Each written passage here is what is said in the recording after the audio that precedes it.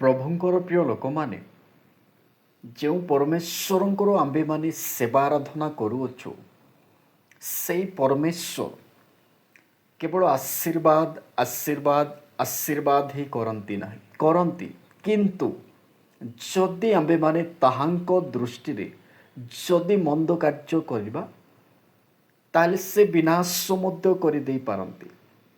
এই বিষয়କୁ ମଧ୍ୟ ଆମ୍ଭେମାନେ ଧ୍ୟାନ ଦେବା ଦରକାର।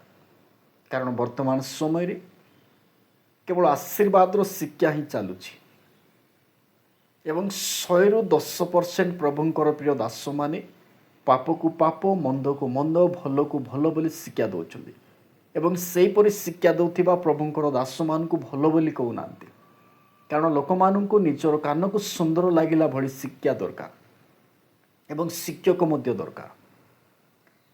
କିନ୍ତୁ ପ୍ରଭୁଙ୍କର ପ୍ରିୟ ଲୋକମାନେ, ଆପଣ ସମସ୍ତ ଲୋକଙ୍କୁ କହିବା ପାଇଁ ଚାହେଁ, ବର୍ତ୍ତମାନ ସମୟରେ ଆମ୍ଭେମାନେ ପ୍ରଭୁଙ୍କର କ୍ରୋଧର ଶିକ୍ଷା ମଧ୍ୟ ଦେବା ଦରକାର। ପାପ ବିଷୟରେ ଏବଂ ପ୍ରେମ ବିଷୟରେ, ଧାର୍ମିକ ସବୁ ବିଷୟରେ ଦେବା ଦରକାର। ଯଦି ଆପଣମାନେ ଦେଖିବେ, ଗୋଟିଏ ପଇସାର ଦୁଇଟି ପାର୍ଶ୍ୱ ଥାଏ। ପ୍ରଭୁ ପ୍ରେମ କରନ୍ତି, ପ୍ରଭୁ ବିନାଶ ମଧ୍ୟ କରିଦେଇପାରନ୍ତି। କିନ୍ତୁ ବର୍ତ୍ତମାନ ସମୟରେ ପ୍ରେମ ଶିକ୍ଷା ଦେବା ନିହାତି ଦରକାର। କିନ୍ତୁ ପ୍ରଭୁଙ୍କର ଆଉ ଗୋଟିଏ ପାର୍ଶ୍ୱ, ଏବେ ଯେମିତି ଦୁଇଟି ବା ଗୋଟିଏ ପଇସାର ଦୁଇଟି ଭ୍ୟାଲୁ ଥାଏ, ଅର୍ଥାତ୍ ହେଡ୍ ଏବଂ ଟେଲ୍ ଥାଏ। ଗୋଟିଏ ପାର୍ଶ୍ୱରୁ ଆମ୍ଭେମାନେ କହୁଛୁ ଏବଂ ଆଉ ଗୋଟିଏ ପାର୍ଶ୍ୱରୁ କହିବା ଦରକାର। ପ୍ରଭୁଙ୍କର ପ୍ରିୟ ଲୋକମାନେ, ଏବଂ ଆଉ ଗୋଟିଏ ବିଷୟ ଆପଣମାନଙ୍କୁ କହିବା ପାଇଁ ଚାହେଁ, ପବିତ୍ର ଆତ୍ମା ଜଣେ ବ୍ୟକ୍ତିକୁ ମାରି ମଧ୍ୟ ପାରେ। ପବିତ୍ର ଆତ୍ମା ଜଣେ ବ୍ୟକ୍ତିକୁ ମାରି ମଧ୍ୟ ପାରେ। ଆପଣମାନେ ଭାବୁଥିବେ କେମିତି?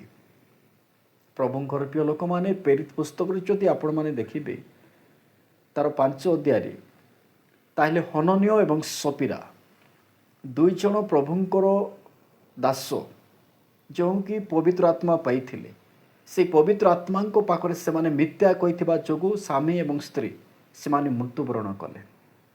ଏଥିରୁ ଆମ୍ଭେମାନେ ଜାଣିପାରୁଛୁ ଯେ ଜଣେ ବ୍ୟକ୍ତିକୁ ପବିତ୍ର ଆତ୍ମା ମାରି ମଧ୍ୟ ପାରେ। ପ୍ରଭୁଙ୍କର ପ୍ରିୟ ଲୋକମାନେ, ଏବଂ ଆମ୍ଭେମାନେ ଯେଉଁ ପରମେଶ୍ୱରଙ୍କର ସେବା ଆରାଧନା କରୁଛୁ, ଆମ୍ଭେମାନେ ଭାବୁଛୁ ଯେ ମାତ୍ୟୁ, ମାର୍କ, ଲୁକ, ଜହନ ଏଇ ଯୀଶୁ ପ୍ରେମ କରନ୍ତି, ଏଇ ଜାଗାରେ ଲେଖା ଥିବା ଯୀଶୁ ପ୍ରେମ କରନ୍ତି। କିନ୍ତୁ ଆପଣମାନେ ସେଇ ଯୀଶୁକୁ ହିଁ ପ୍ରକାଶିତ ପୁସ୍ତକରେ ଯଦି ଦେଖିବେ, ତାହେଲେ ତାହାଙ୍କର ରୂପ ଭୟଙ୍କର। ପ୍ରଭୁଙ୍କର ଶିଷ୍ୟ ଜହନ ଦେଖୁଛନ୍ତି। ସେଇ ଯୀଶୁକୁ ଆମେମାନେ ପ୍ରଚାର କରିବା ଦରକାର। ପ୍ରଭୁଙ୍କର ପ୍ରିୟ ଲୋକମାନେ, ସେଇ ଯୀଶୁଙ୍କୁ ଆମେମାନେ ପ୍ରଚାର କରିବା ଦରକାର। ସେ ଯୀଶୁ କେମିତି? ଏଇ ମାତ୍ୟୁ, ମାର୍କ, ଲୁକ ଏଇ ଯୀଶୁ ଆମେମାନେ ପ୍ରଚାର କରୁଛୁ, କିନ୍ତୁ ତାଙ୍କର ରୂପ କେମିତି, ସେ କେମିତି ପରମେଶ୍ୱର ଅଟନ୍ତି, ଆମେମାନେ ପ୍ରକାଶିତ ବାକ୍ୟ ଜହନଙ୍କର ଦ୍ୱାରା ଆମେମାନେ ଜାଣିପାରୁଛୁ, ବା ଜହନଙ୍କର ଦ୍ୱାରା ପ୍ରଭୁ ଯାହା ଯାହା ଘଟିବା ପାଇଁ ଯାଉଛି ସେ ବିଷୟ ଜଣାଉଛନ୍ତି। ପ୍ରଭୁଙ୍କର ପ୍ରିୟ ଲୋକମାନେ, ଆପଣ ସମସ୍ତେ ଲୋକ ଈଶ୍ୱରଙ୍କର ପବିତ୍ର ବାଇବଲକୁ ସଠିକ୍ ଭାବରେ ଅଧ୍ୟୟନ କରନ୍ତୁ। ଯଦି ଆପଣମାନେ ସଠିକ୍ ଭାବରେ ଅଧ୍ୟୟନ କରିବେ ନାହିଁ, ତାହେଲେ ଯେକୌଣସି ସ୍ଥାନର ବ୍ୟକ୍ତି ଆସି ଆପଣଙ୍କ ପାଖରେ ଯେମିତି ଶିକ୍ଷା ଦେଲେ ମଧ୍ୟ ଆପଣଙ୍କୁ ସଠିକ୍ ଲାଗିବ। ଆପଣ ଯଦି ସଠିକ୍ ଭାବରେ ଅଧ୍ୟୟନ କରିନଥିବେ, ତାହେଲେ ପ୍ରଭୁଙ୍କର ପ୍ରିୟ ଲୋକମାନେ, ଏଇ ଛୋଟିଆ ବାକ୍ୟ ଦ୍ୱାରା ଆପଣ ସମସ୍ତ ଲୋକଙ୍କୁ ପ୍ରଭୁ ଆଶୀର୍ବାଦ କରନ୍ତୁ।